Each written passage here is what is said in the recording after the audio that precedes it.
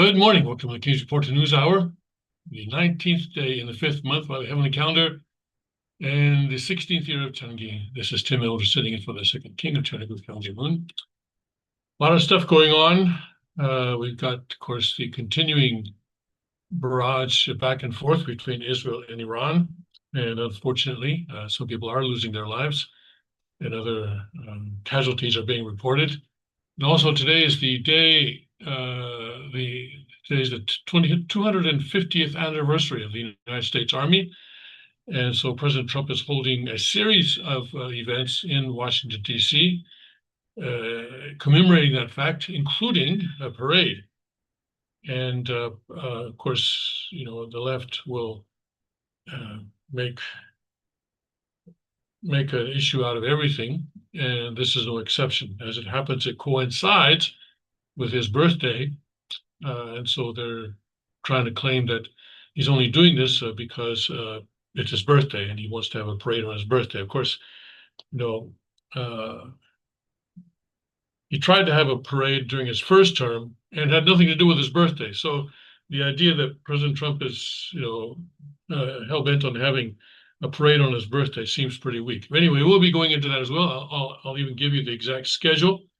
And there's actually a series of events culminating in the parade. And I want to give you the schedule because we need to really pray for this. Even if I assume most of you are not going to be there in Washington, D.C., but we need to pray that everyone there will be safe. Safe. The people doing the parade, the people opposing the parade, we need everyone to be safe and go home tonight to their husbands and wives and children and mothers and fathers and aunts and uncles and et cetera, the cousins twice removed, et cetera. So anyway, I'll be giving you the schedule on that. First, let's go and see what's going on. I'll even give you the weather, by the way. In Washington, D.C., which is a bit iffy right now. Anyway, right now in Chongpyeong, Tennessee, we have 68 degrees and cloudy skies, high of 82 today, humid with times of clouds and sun, a thunderstorm in spots this afternoon, 66 for a low tonight, partly cloudy, humid with a couple of showers, and a thunderstorm mainly early.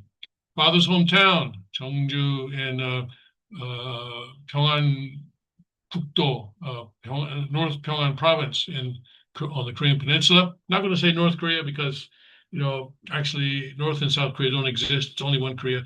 Anyway, now we have a one Korea policy here. 86 degrees and sunny right now, even with increasing cloudiness. Really, is it sunny? Let me try to rephrase it here. Okay, it's still sunny, all right. 83 degrees right now and sunny. 63 for a low tonight, humid with increasing cloudiness. 80 degrees for a high tomorrow, cloudy and not as warm, but humid. A couple of afternoon thunderstorms. At the Cheonggyeong Palace in northeast Pennsylvania, currently 61 degrees and rainy. Yes, and it's going to rain for at least 60 minutes. Tonight. Oh, well, actually, today. Yeah. 64 for a high. That's what I thought. 64, that must be a nighttime low. No, it's a daytime high. 64 for a high today. Cooler with steady rain becoming intermittent. Smoke from wildfires in Canada can create reduced air quality. And tonight, then, a low of 58, mostly cloudy with areas of drizzle. Yes, Pennsylvania. Does not know the meaning of the word spring. All right. Let's see here in Liberty Rock RV Parking Campground in Limestone County, Texas. Currently 71 degrees, mostly clear. 90 degrees for a high today. Again, partly sunny and humid with a couple of showers and a thunderstorm tonight. Partly cloudy and humid, low of 73. At the Suncheon Palace in Korea, 76 right now, partly sunny, and getting on to 68 tonight. Tomorrow, humid with some sun, then turning cloudy, an afternoon shower in spots, a high of 85. Gunma Palace is in Japan. Rain there as well. Yes, 68 degrees and light rain. 65 for a low tonight, cloudy and humid, a couple of evening showers, then late night rain, heavy at times. 86 for a high tomorrow, periods of rain in the morning, otherwise mostly cloudy. And then at Ilan, Taiwan. It is 82 degrees and overcast. Seems every day it's overcast. A thunderstorm in spots this evening, otherwise clouds breaking, low of 77 tonight, okay? And then a high tomorrow, watch for this, 94 for a high tomorrow. Hot with intervals of clouds and sunshine. Caution advised if outside for extended periods of time. Yes. All right, then let's go to Father's Word and see where we are today. Pan Pacific Providence. Speaking November 1st, 1980. Well, it says, I do not receive a paycheck. I make money with my own, on my own power, or my own abilities, and make a living. No matter, even now, no matter where I may go, even if you were to take me in a helicopter and just let me off in the hinterlands of Africa, and if there were no people around and only animals, I could still survive there. I've learned how to eat and survive in the mountains, and how to eat and survive on the ocean. For that reason, I can go to the place where beggars congregate, basically, place where beggars congregate, and establish the kingdom of heaven there. Even if you did not follow me, I have been trained so that I can accomplish God's will through beggars.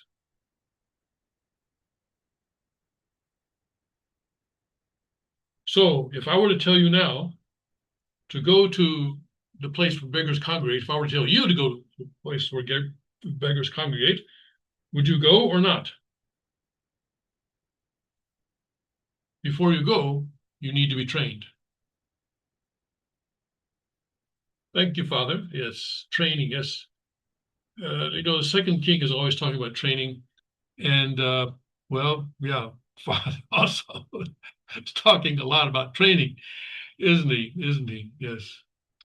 God gives us a certain talents, but those talents need to be trained. They need to be developed. And, it's not just the muscles, it's also intellect as well. The brain is also needs to be developed. And many times, that's what going to school is about. And frankly, most of what I learned in school, 12 years plus 4 years of college, 16 years plus 2 years at the UTS, so 18 years out of my first 20 anyways. Most of what I learned I never used. Right? Did I ever use trigonometry? Did I ever use a flagpole to estimate the height of a building? No, I didn't. Did I ever need to figure out if a train is leaving this station at 60 miles an hour and this station at 30 miles an hour, where are they going to meet? Did that ever come useful to me? No, it didn't. It's about training. It's about training. Okay. Hopefully, through all that training, at some point or other, we learn to think for ourselves. And thinking for yourself means to ask questions and to not to be afraid to challenge your own assumptions. And I think that is what actually got me into the Unification Church, challenging my assumptions. The assumptions, because most of our assumptions are given to us, right? Given to us. Right?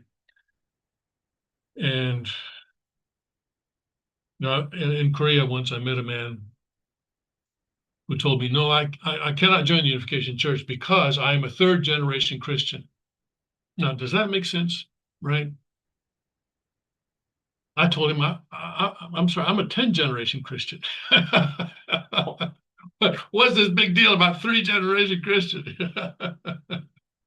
You know, but he had inherited all this stuff, right, from his parents and grandparents, and he did not have the courage to challenge the assumptions that were inherent in what he had inherited. Okay, so challenge your assumptions. That's the first step, I guess, in thinking for yourself. Okay. All right. And by the way, those who say that we are a cult, are those people thinking for themselves? Have they done the research and come to their own conclusion that we are a cult, or are they simply repeating what someone else has told them? Are they letting other people do their thinking for them? And in which case, which one of us is actually in a cult? All right, let's go and see what is going on right now. So yes, the war, and it is a war now between Iraq and Israel. Of course, it's not a land battle right now, and there are some countries in the way for a land battle to take place, but they're shooting at each other, and of course, Israel basically has uh, air superiority, and so they are, as we saw Netanyahu say yesterday, they're going to destroy everything they can, and even if it takes many days. I saw an article in this magazine this site called the, I think this is Foreign Affairs, right? Yeah, Foreign Affairs. And we've looked at Foreign Affairs before, and I've warned you that Foreign Affairs is a magazine that is read by globalists, people who want to become globalists. It's kind of their in-house organ paper, I guess you can say. And but this article is interesting, and I think they make a good point, saying that what is the real threat from Iran? And the point that this author makes is that, look, Iran has already shown itself to be fairly ineffective in terms of its drones and missiles. Let me just plug in my computer. Drones and missiles. And I think this article was written maybe right at the outset of the war, so they're not familiar with all of the stuff that's gone on in the last 48 hours. But Iran has already shown that it's relatively ineffective, right? And what we're seeing right now, this is true. We have one report of 2 people being killed in Israel, whereas in Tehran or in Iran, many times that, more than 10 times that many people have been killed, and so forth. And also, Israel is, of course, destroying infrastructure there. Iran is just firing stuff. They did get hit, I think, the defense headquarters of Israel once, but for the most part, they're not, they're not destroying critical infrastructure. In that point as well, Israel is its attacks are much more effective in terms of what Iran is able to do in the future. So this author says, well, listen, then Iran is going to say, listen, we cannot do a ground war, right? Because we got all sorts of 2 or 3 countries between us and Israel, and it's too far for us to send ground troops. We cannot do an air war because Israel has already claimed air superiority. Our missiles and drones are not nearly as effective as we'd like them to be. So what's the one thing that we still have? What's the one tool? What's the one weapon that we can still use against Israel? And this author says that actually it's nuclear weapons. Iran does not have a nuclear weapon now, but this author is saying that as a result of this war, Iran may be more likely to speed up its program to create nuclear weapons. And he says that in the long run, that may be the real threat from that arises from this war, that Iran will be motivated more than ever to have nuclear weapons. I see a parallel with North Korea. North Korea saw what happened to Libya and also saw what happened to Saddam Hussein, basically, and said, look, countries that don't have nuclear weapons or countries that give up nuclear weapons get bombed back to the Stone Age. So North Korea is saying the leadership, not just the top leadership, but sort of a consensus, I think, within the top leadership strata of North Korea, we need to develop nuclear weapons so that we can survive in the late 20th century and into the 21st century. And they've gone as far, North Korea's gone as far as put the words nuclear armed nation or nuclear nation in their constitution. I think it's in the preamble now. And so they identify nuclear weapons with sovereignty. And I think the effect of this war may be that Iran also will be driven in that direction. They, of course, to some extent, they already are, because President Trump was saying, what do they need nuclear power for? They've got cheap oil, cheap gas. Well, sovereignty. If we have nuclear weapons, people cannot attack us. And I'm sure right now the leadership of Iran is saying, listen, if we had nuclear weapons today, Israel would not be attacking us in the way that they are. And so therefore, we need to develop those nuclear weapons using the sites that no one knows about. And apparently IAEA, the International Atomic Energy Agency, says that Iran appears to have secret sites that they have not reported, but until now have not been known outside of Iran. So the effect of the war may be to make the situation even worse. This is what the Foreign Affairs article is saying. And I think there is some point to that. There is some point to that. Long run. In the short run, Iran appears likely to be ineffective, and they're going to be embarrassed again, as they have been in the past. But once they sort of give up, then they're going to accelerate that nuclear program. Now,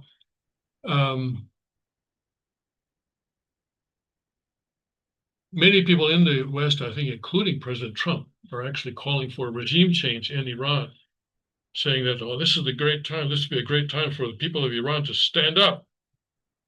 Yeah. But as this Foreign Affairs article points out,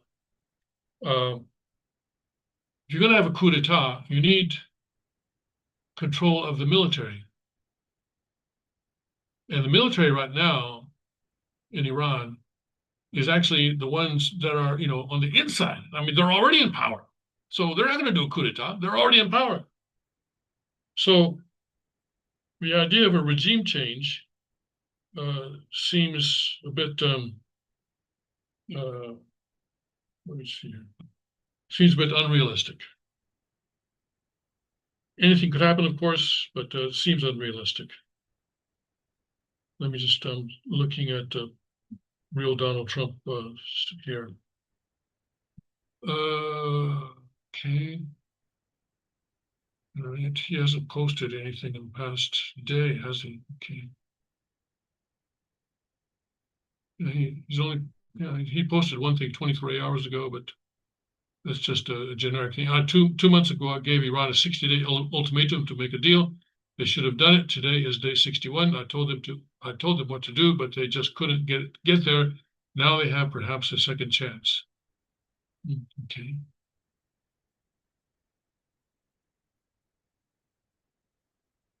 He has not posted in the last 23 hours, I guess. All right, so we'll see what goes on there. Now, let's go to the parade, and let's see. Let's go to the parade. Yeah, I'm going to be talking to the Bilderberg Group is having their meeting this weekend. But okay, here we go. Okay, someone wrote me and said, Tim, you're not looking at the Epoch Times. And I wrote back and said, I used to use the Epoch Times a lot. Some of you remember, I used to look at the Epoch Times on a daily basis, but they started changing their format, and they started going more towards feature news rather than straight news, and video rather than print, and rather than prose anyway. And so it became very difficult for me to use them in this sort of a King's Report format. But anyway, I did get that email. So just to show that I do listen, we're going to do this parade on the Epoch Times story. Okay. Here, so there at the top, you see it says Epoch Times, right? Epoch Times there at the top, so you know I'm there. Okay, okay. Soldiers' tanks set to parade through Washington as the Army celebrates its 250th birthday. Thousands of soldiers and dozens of tanks will take part in the parade, which will end with a concert on the Mall. Critics see it as an ego boost for Trump. And I think they're really bending over backwards to make something out of really something that's really not very much. I'm going to increase this just a bit here. About 6,600 U.S. Army soldiers are set to march through the streets of Washington this afternoon in a parade commemorating 250 years of service. Well, actually, march through a street of Washington. I'll show you the map later on. It's only one street. It's only Constitution Avenue that they're going to be marching on. Anyway, these soldiers will wear uniforms and present equipment reflecting the distinct conflicts and periods of the Army's history, starting with the Revolutionary War and including World War II, Vietnam, and continuing up to the present day. The parade is also set to feature around 150 military vehicles, including dozens of tanks and other heavy armored vehicles. There are also planned flyovers with helicopters and World War II era planes. For 2.5 centuries, the men and women of America's Army have dominated our enemies and protected our freedom at home, President Donald Trump said on June 5 video statement promoting the event. This parade salutes our soldiers' remarkable strength and unbeatable spirit. You won't want to miss it. The Army will begin the day with a birthday wreath-laying ceremony at Arlington National Cemetery at 8:15 ET. Now, birthday means the Army's birthday, okay? Army's birthday. This is the birthday that you're celebrating, not anybody else's birthday. And I'm sure President Trump is not the only person to be born on this birthday, on June 14th. It just happens to be Army's birthday as well. Starting at 9:30 a.m., the Army will host a fitness competition and festival on the National Mall. The parade itself is set to begin at 6:30 p.m. at the intersection of 23rd Street Northwest and Constitution Avenue, and continue east on Constitution Avenue before ending on 15th Street Northwest. So you see, they're just marching on Constitution Avenue between 23rd and 15th. So 8 blocks. They're going 8 blocks on Constitution Avenue. Following the parade, the Army has planned a concert and fireworks display on the National Mall. And I think, I think the word "plan" there is important because I'll show you the weather report. It's going to be iffy. In the event permit submitted to the National Park Service this week, event planners estimated as many as 300,000 people could participate in the Saturday festivities. While the parade is billed as a celebration of the 250th anniversary of the Army's formation on June 14, 1775, the event also coincides with Flag Day and President Trump's 79th birthday. The president sought a military parade during his first term, but faced criticism in 2018. A plan emerged to commemorate Veterans Day. See, that's in November, yeah, and the 100th anniversary of the end of World War I. That same day. Veterans Day. I think. Yeah. Anyway, yeah. Same. November 11th. For the military parade, but the idea fell through because the cost was going to be estimated at $92 million. The Army has estimated its Saturday event to cost $25 to $45 million. And I think I read that some private companies, especially big tech, is donating money to offset part of the cost.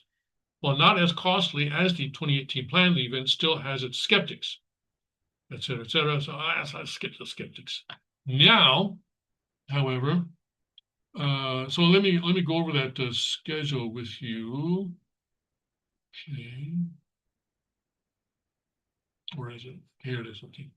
So at 8:15 a.m., wreath-laying ceremony hosted by Secretary of Defense Pete Hegseth at the Arlington National Cemetery, and this is on US Today site. 9:30 a.m. to noon, fitness competition and award ceremony. 11 a.m. to 1:30 p.m., music and entertainment provided by the U.S. Army Band, Latin Music Ensemble, DJ Nyla, and the U.S. Army drill teams. 12:30 to 1 p.m., Noah Hicks performance on main stage. 1 to 2 p.m. NFL. Does that really stand for National Football League? Skills and drills event? I guess so. I guess the NFL is going to be part of it. NFL and the military have had a pretty close relationship, I guess. 1:30 to 1:45, Medal of Honors recipients recognition.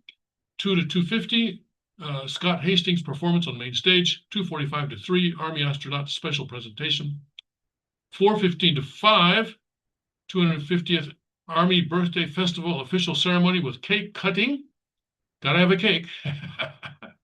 And then at 6:30, the parade begins. And then parade is from 6:30 to 7:45.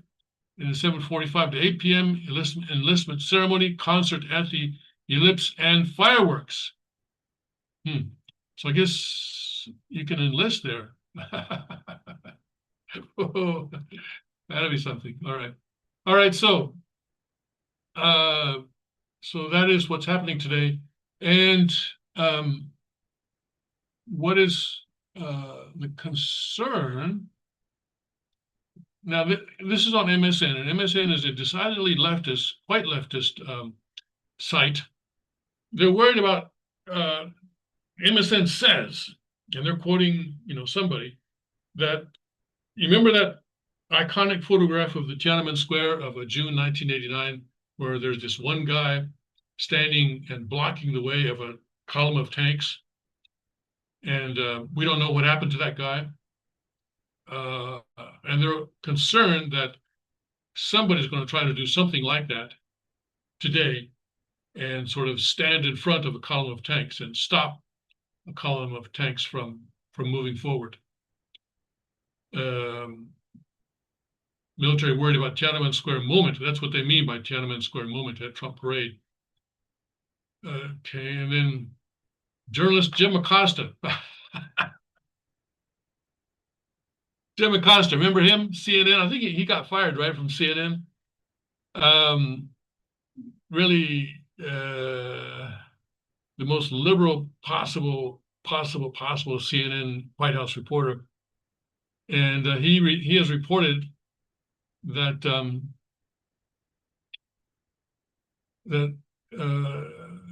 some military officials are worried. Again, they're leftists but maybe this may have some truth to it. The military is concerned about the optics of a protester blocking the path of a military vehicle, just as pro-democracy protesters famously did in China in 1989. And I'm sure that the leftist photojournalists are going to be ready with their camera to capture anything that looks even vaguely like that. Okay, there are a lot of wheels in motion right now. They're juggling a lot right now, putting this together, so forth and so on. And President Trump has come out and said that, listen,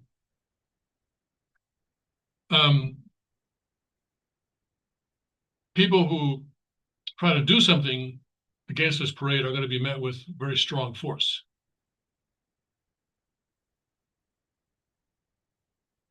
Okay, so we'll see. But right now, things are in a very sort of tense situation. And we need to, I think, protect not just ourselves, but protect the country, protect everyone by just praying that everyone can be safe today. Okay. And, well, may God's will be done. May God's will be done. Okay. So it starts actually at 8:15 a.m., which will be just 15 minutes after the end of this King's Report. All right, let's take a look at the Bilderberg Group meetings this year. And let's see here. This is a list of their participants. And I do notice that an official from the White House is going to be, oh, by the way, the Bilderberg Group, in case, we haven't talked about the Bilderberg Group in several years now. We used to talk about that and the World Economic Forum together, but Bilderberg Group is kind of like the World Economic Forum, where a lot of rich people with private planes and stuff like that gather together to talk about the climate. They come in their carbon spewing private planes to talk about the climate, the World Economic Forum. But that's at Davos, right? It's always at Davos. Bilderberg Group goes to different places each year, and Bilderberg Group is much more secretive than World Economic Forum. And they claim that it's secretive so that people can just say what they really think. But of course, there are people who think that this is kind of a world government type situation. Anyway, someone from the White House will be there. Here we go. Okay. Michael Kratsios, Director of White House Office of Science and Technology Policy. So this guy is in charge of the policy towards Bitcoin and cryptocurrency, including stablecoins. And there's an article that, do I have that somewhere? There's an article out of China saying that China is seeing dollar-backed cryptocurrency, stablecoins as a threat to China. And the reason is that this is going to strengthen the dollar, or at least strengthen the dollar's position in the world. Just I'm sure you all know what a stablecoin is, but a dollar-based stablecoin would be a situation where I give $1 to a company that issues stablecoins. All right, I give them $1, and they give me a token, and the worth of the token, the value of the token is $1, and they keep as many dollars as tokens that they hand out. And what do they do with those dollars? Well, they invest them in certain assets, mostly in U.S. treasuries and U.S. debt. And why is that good? Because then they sit back and they collect the interest. So, in other words, they loan money to the U.S. government, and then the U.S. government pays them interest. That's what, when you buy a treasury bill or bond, that's what's happening. You're loaning money to the U.S. government, and you're going to collect interest on that. So it's a tremendous business model. I'll tell you, they make billions of dollars.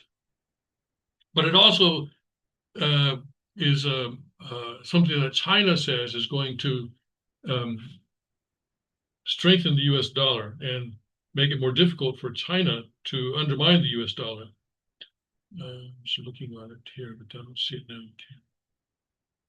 And so there's this one think tank in China that says, it's a sort of warning their leadership that dollar-based stablecoins are a problem for China. And people like to use these, you say, well, what's the difference then? You either got $1 or you got a stablecoin that's worth $1. What's the difference? Well, stablecoins are much, much easier to move around the world. If I want to send $1,000 from, let's say, Korea to Vietnam, right? First of all, the U.S. Treasury is going to be looking at it. They have an office called the Office of Foreign Asset Control, and they look at every single dollar transaction in the world. And also, I have to go through a bank, maybe 2 banks, maybe 3, right, for that money to go from Korea to Vietnam. And each of those banks is going to take a fee. Whereas with stablecoins, it's much, much cheaper, and you don't have any government looking over your shoulder. Not that it's completely, censorship free, because the biggest stablecoin company is Tether. It's called Tether, and they've been based in Hong Kong, but I think they were going to, or they already have moved their base to El Salvador, because they were afraid that the Chinese government may try to do something against them. And even,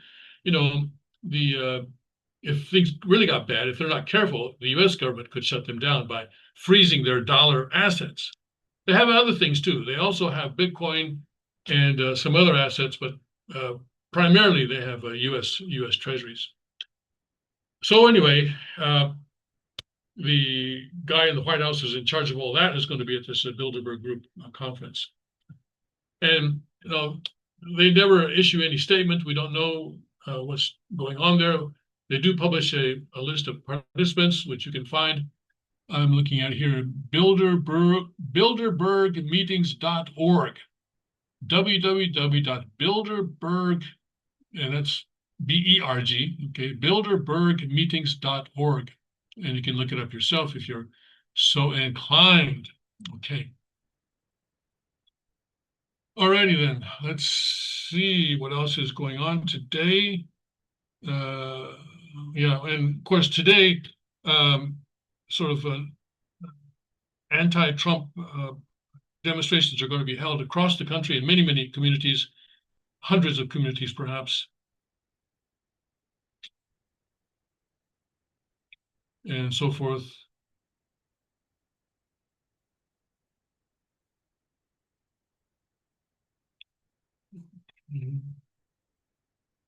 I'm looking at some of the headlines here.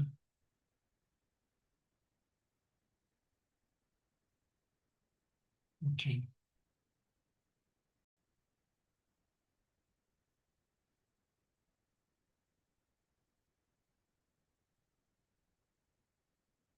What's this? Okay, that's a long time ago. Okay. Well, let's look at this article about the demonstrations across the country. This is also, well, this is an AP, Associated Press story. AP, of course, is not what it used to be either. It's also become a very leftist organization. Here, let's see if I can show you this. But I'm going to look like this. U.S. Marine, okay, holds. So let me look at this. Oh, it's just a bunch of photos. Just a bunch of photos. Okay, that's no use. Okay. All right. Okay. Well, it looks like Al Jazeera is doing basically the same story as Foreign Affairs, that Israel may have pushed Iran across the nuclear line, but I think they're just blaming Israel for something that was going to happen anyway. It may happen a little bit sooner than it would have otherwise, but anyways, are they? Is this the same guy? No, it's a different story. Okay. All right. Tell you what, let's go to Breitbart. Iran fires back, 150 missiles hit Israel, most intercepted. Trump warns make deal or else. All right. And missiles hit Jerusalem and Tel Aviv. Okay. And Russia denounces attack on Iran as unprovoked and unacceptable. Talked about that yesterday. Russia needs Iran's cheap energy, so they're going to side with Iran on this one. You know, if Israel had oil in the ground, gas in the ground, maybe Russia would be a little more neutral, but Israel doesn't have anything to offer. So Russia's going to go with Iran. New Jersey anti-ICE protesters shaking gates of ICE facility, pummeled by agents.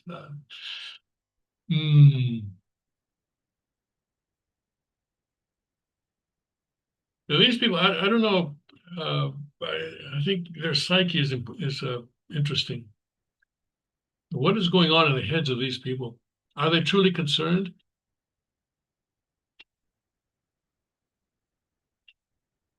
And you know, if you're living in a country without status, okay, at some point or another, you always have to be in the back of your mind. At some point or another, you're going to have to leave. Either that, or you adjust your status and make yourself legal. And if they're coming after you, the last thing you want to do is pull out a Mexican flag. Oh, ICE is going to raid my home today. Let's put the Mexican flag out on the front porch. Really? You know, where's the logic in that? No, I don't want to go. Here, I'm waving the American flag. I'm waving the American flag. That would make sense. But these people are not doing that. So is it actually, what is it? It's actually an anti-American demonstration, isn't it? Yeah. Not that they want to take over America, but it's just, I don't know, just purely anti-American, I guess. Just knee-jerk reaction. Oh, Trump is doing something. Let's attack him. Oh, he's having scrambled eggs for breakfast. Let's protest scrambled eggs. Al Sharpton says Trump has pushed too far. He's uniting the opposition. But as I mentioned yesterday, that's not the case. That's not the case. Depending, of course, on which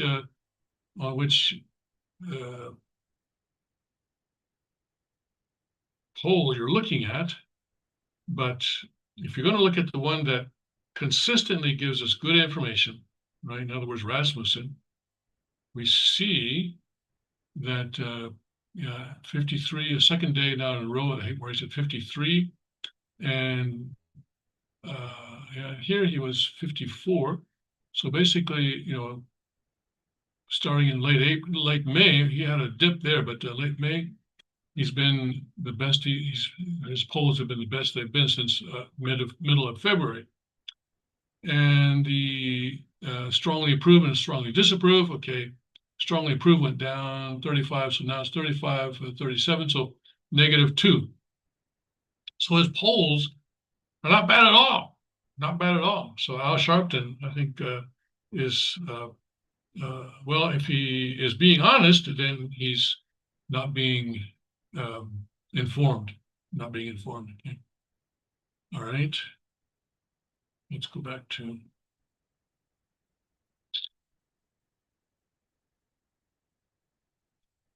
And okay, now there's going to be an investigation into Planned Parenthood's use of taxpayer funds.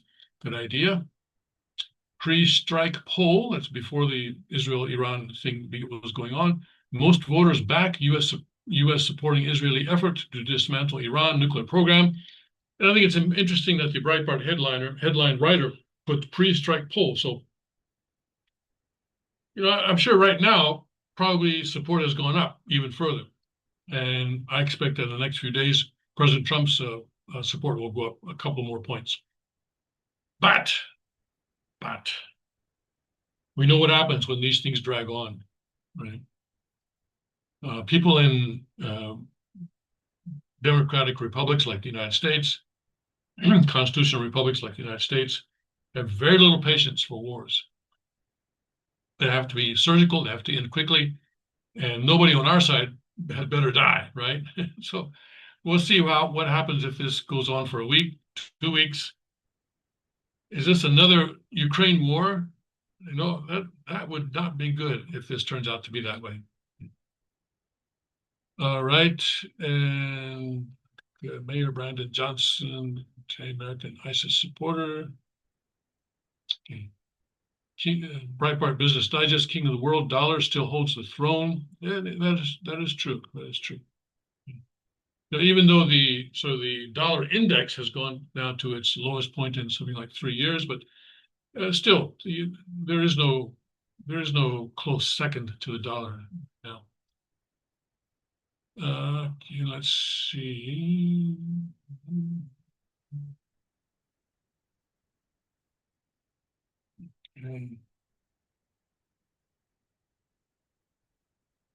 So I think the strategy right now is that they're hoping that these attacks will push Iran into a new agreement on its nuclear program. That seems to be sort of the plan right now. And we'll see how that evolves. And once you start a war, you really don't know the direction it's going to go in.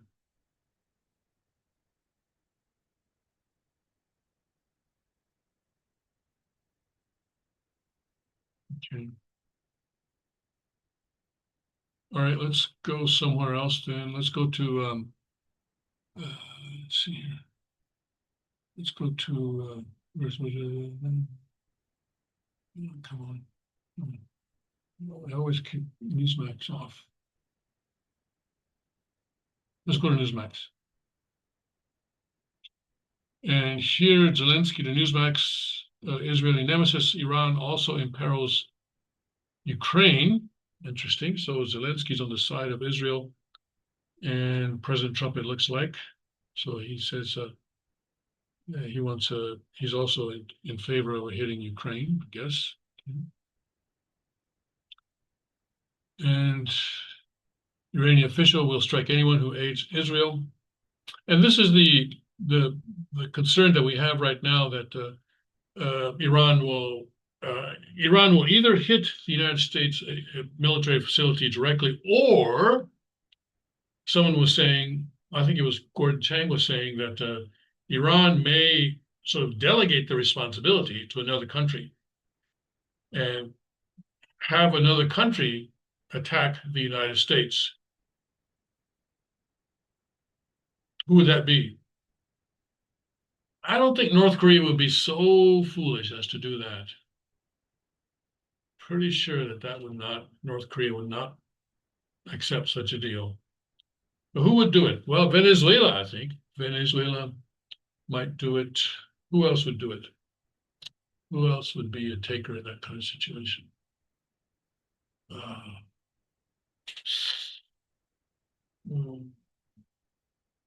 I don't know. I don't know. I don't think you'd really, it has to be a country that is willing to do it, but also has the capability, right? And I suppose North Korea has the capability, but is it willing to deal with the consequences of that kind of an action? Okay, so I don't think North Korea would do that. All right, let's see. Now, White House coy about role in Israel's attack on Iran. Uh-oh, that means they've been providing some sort of support, maybe intelligence. And Israel sees first civilian death. I think deaths, you can put that in plural right now. Okay, and Keir Starmer says there's a right to self-defense, right? State Department warning, depart Iran immediately. And Netanyahu addresses the Iranian people. Again, I think he's calling on them to stand up against their government, right? And bring about a regime change. So to the people of Iran, we are in the midst of one of the greatest military operations in history, Operation Rising Lion. The objective is to thwart the Islamic regime's nuclear and ballistic missile threat to us. We are also clearing the path for you to achieve your freedom. So yeah, they're calling for people to rise up against the government. In the past 24 hours, we have taken out top military commanders, senior nuclear scientists, the Islamic regime's most significant enrichment facility, and a large portion of its ballistic missile arsenal. More is on the way. As I said many times before, Israel's fight is not against the Iranian people. Our fight is against the murderous Islamic regime that oppresses and impoverishes you. Brave people of Iran, light defeats the darkness. I don't know. We'll see if anybody takes him up on that. Okay, Iran bowing out of next to nuclear talks with the U.S. Maybe not so surprising. And 20 top Iranian commanders killed in Israeli strike. And says here that Trump approves the Nippon U.S. steel deal. Okay. All right, let's see here.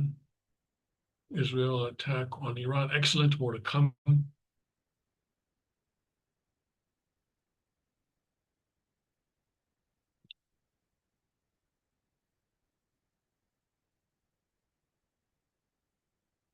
Okay, I guess that's about it. Okay. Marines make first detention of civilian Los Angeles and so forth and so on. So, well, I think the two places that we're really concerned about today, one is the situation in Washington, D.C., and also around the country, where there are going to be hundreds of the end. The left is going to try and create martyrs. And this is something that I'm very concerned about. So we hope that people will be safe. And I'm advising everyone who's listening to this program to stay away from these demonstrations, stay away from any sort of large crowds, especially today, anytime, but especially today. And don't give these terrorists a place or a chance to include you in their body count. This is what they want, right? The more people they can kill, the more reaction they can get. And then reaction then creates more opportunities for them to build. So we don't want anyone to get hurt, especially don't want anyone to get killed today. We pray that the events in Washington will all go out. Will all go off without a hitch. Oh yeah, I told you I was going to do the weather report, didn't I? Let's take a look at the Washington's weather report, and it's going to be a close call actually. This is on AccuWeather, and I don't know how AccuWeather actually is, but okay. Uh, so 40% in the morning, and looks like a thunderstorm possible around 8 a.m. right about now. But then the chance of rain goes down 37, 33, 32, 32, 32 by 3 p.m. And then when the parade starts, it's back up to 47%. So it's possible that there may not be any rain on the parade today, but we'll have to see. It's going to be close, I think. And the left, of course, will use whatever they can to kind of balk President Trump, because that's what they like to do. Right? President Obama said that yes, America is a country of immigrants, but America is also a country of laws, and people need to come into the country legally. Obama said that, right? Did they protest that? No.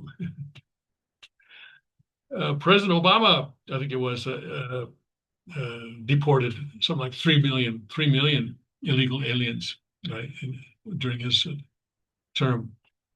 Of course, he had 8 years in which to do it, but 3 million, pretty big number. But people did not protest that. They were not waving Mexican flags at that. So what is it? What is it? What is it?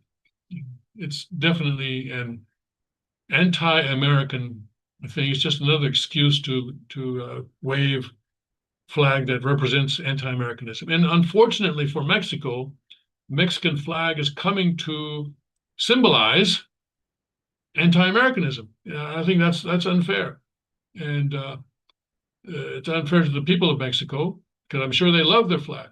But we all love our country's flags, and it means a lot to people of Mexico. And so for the flag of Mexico to be abused in this way, I think is something terrible. But President Sheinbaum of Mexico, I think, had a conversation with someone in the State Department and trying to kind of convince the Trump administration people to cool down on the ICE deportations. But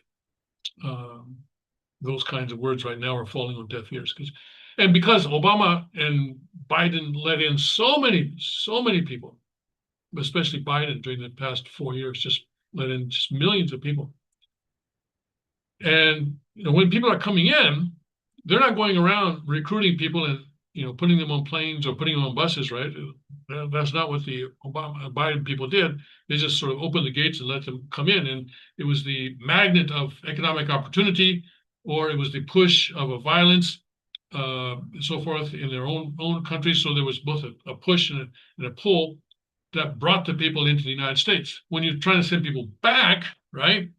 It's like making a fish that's not a salmon swim upstream. You got to take it out of the water and dump it upstream or whatever. So it's a lot more difficult once they're in to get them. But as I've said, the emphasis should be on criminals, people who have done bad things in their home country or here, and people who are receiving some form of public assistance. But people who are paying taxes, all right, especially people who have their own businesses and are employing people who in turn are paying taxes. I would go easy on that.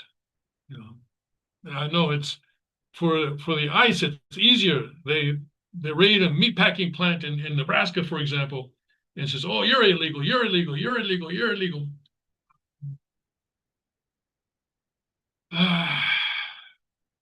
It's not how I would do it, but I'm not president of the United States, and this is what's happening right now. And so it's not surprising that the pendulum is being pushed to the other extreme. And you know, in some ways, I suppose it's a good thing, but I would not be deporting people who are actually paying in to the system, whether it's Social Security, Medicare, whether it's a you know, income tax, the IRS. They're having taxes withheld from their paychecks, this kind of thing. I would go pretty lenient on those people. We need people to pay taxes, right? Come on. Oh, but Americans, right? I don't know. Much more likely that there's going to be a great deal more automation.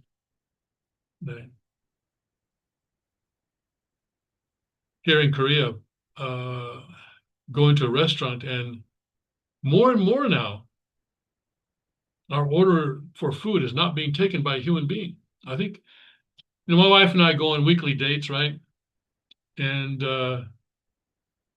some places still take the order with a human being, but majority of the places that we go to, and we're not going to expensive places, you know, we're going to moderately priced places.